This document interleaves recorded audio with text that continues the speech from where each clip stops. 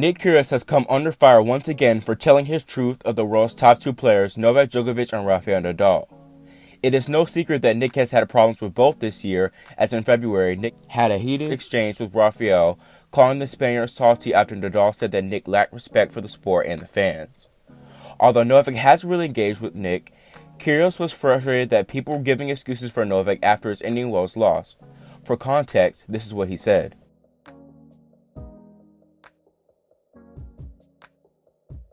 Today, during his interview for the No Challenge Remaining podcast with Ben Rothenberg, Kyrgios was asked of his opinions of the Big Three.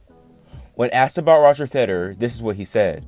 The first thing that comes to mind is the greatest of all time for me. I feel like his talent level's it's off the charts. I watched him, I did a bit of commentating down the Australian Open this year, and I was watching him play Fritz, and his movement and his just preparation and the way he reads the game is it's second to none. Seriously, he's so talented, and I kind of feel like a lot of guys kind of model their game around him. I think Tsitsipas has for sure modeled his game around him. Dimitrov's literally a mirror version. And I just feel like for anyone who wants to play sport, they just want to be like Federer. Even me, I couldn't play any different, but the way I slice and I imitate his serve, everyone kind of wants a little bit of Roger in their game. He's so talented. He's for sure the best. Now, when asked about Rafael Nadal, Nick held a completely different tone. He's my polar opposite. Yeah. Literally my polar opposite. And I don't and he's super salty. Every time I've beaten him, when he wins, it's it's fine. He won't say anything bad. He'll credit the opponent. He competed well today. He was a great player. But then as soon as I beat him, it's just he has no respect for me, my fans, and I'm and no respect to the game. And I'm what are you talking about? I literally played this way when I beat you the other previous times, and nothing changed. Nothing changed. When you beat me in Rome here a couple years ago, nothing changed. I was the same person. I understand that, but you can't. I feel it just makes you look it just doesn't. It's not a good look for you. I feel he's just. And then Uncle Toni came out saying he lacks education. I'm bro, I did 12 years at school, you idiot. I'm very educated.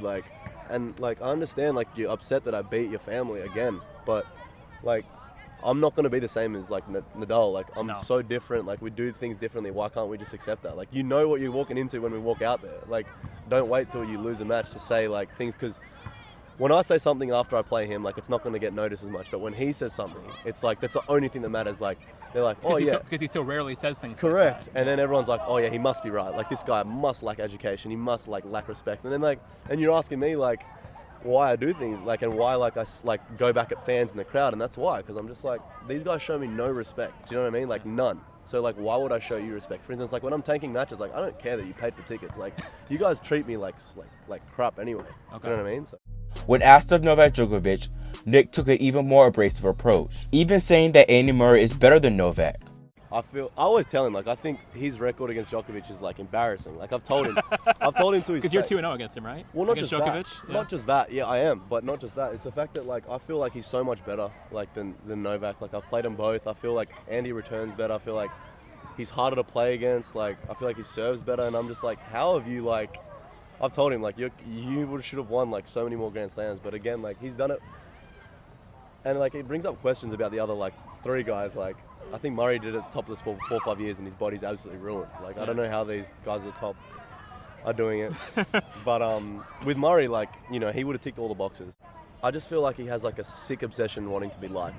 He just wants to be Roger, or I feel he, for me personally, I don't care right now. I've come this far. I feel he just wants to be liked so much that I just can't stand him. This whole celebration thing that he does after his matches.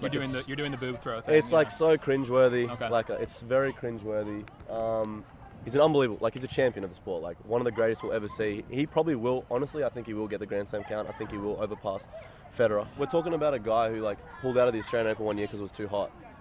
He did that one. And I'm just yeah. And I don't know.